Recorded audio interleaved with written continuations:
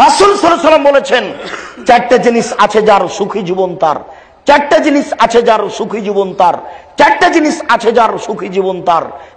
এক, আলমারাতু সালেহা, ভালো স্ত্রী। কই, একজন ভালো পুরুষ হলেই তার সুখের জীবন, এই কথা তো আল্লাহ রাসূল বললেন না।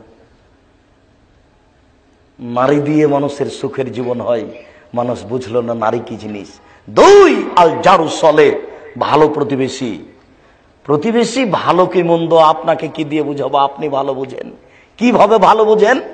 প্রতিবেশীর দেওয়ালে আপনার বাচ্চা খাওয়ার পানিটুকু চালিয়েছে, দেওয়ালে লেগে গেছে, যেমন লেগে গেছে ওই প্রতিবেশীর মহিলা আপনাকে ধুয়ে ফেলে দিল।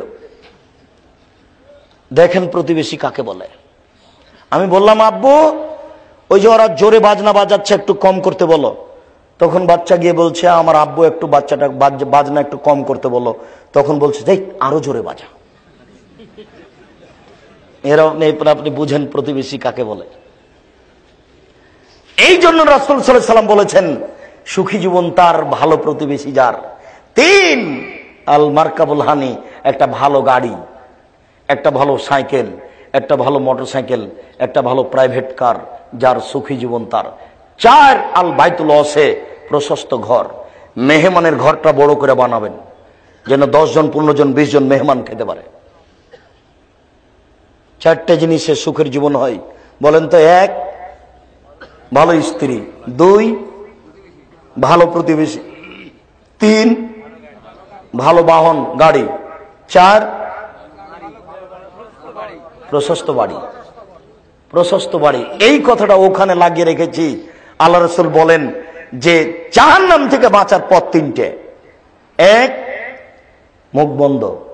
দুই, প্রশস্ত বাড়ি, মানে এমন বাড়ি করতে হবে যাতে আপনাকে আপনার স্ত্রী ছেলে মেয়েকে ধরে, কাউকে যেন বাইরে যাওয়া না লাগে। তিন, পাপের জন্য কাঁদো। জাযাকাল্লাহ খায়ের, মনে আছে আপনাদের। মানুষ তিনটে কাজ করলে জান্নাতে চলে যাবে। এক, মুখ বন্ধ রাখতে হবে, ভালো কথা ছাড়া বলা যাবে না। দুই, জরুরি প্রয়োজন ছাড়া বাড়ির বাইরে যাওয়া যাবে না, বাড়িটা প্রশস্ত। তিন, পাপের জন্য কাঁদা, জান্নাত হবেই। সম্মানিত উপস্থিতি, বলছিলাম ভালো নারী, তার মর্যাদা রাসূল সাল্লাল্লাহু আলাইহি ওয়াসাল্লাম উল্লেখ করলেন। তবে রাসূল সাল্লাল্লাহু আলাইহি ওয়াসাল্লাম নারীদের ব্যাপারে খুব সাবধান সতর্ক থাকতে বলেছেন।